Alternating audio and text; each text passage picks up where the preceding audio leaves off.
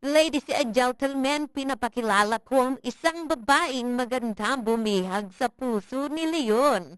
Walang iba na si Mami Ruby, nag-iiwan ng isa namang kasabihang, di bali nang masira ang papag, wag lang masira ang kanilang pagmamahalan. Alright?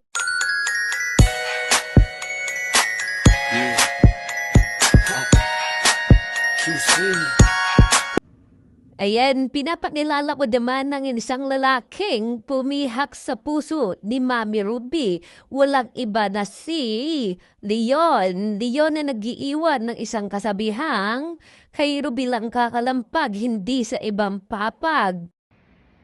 Aray ko!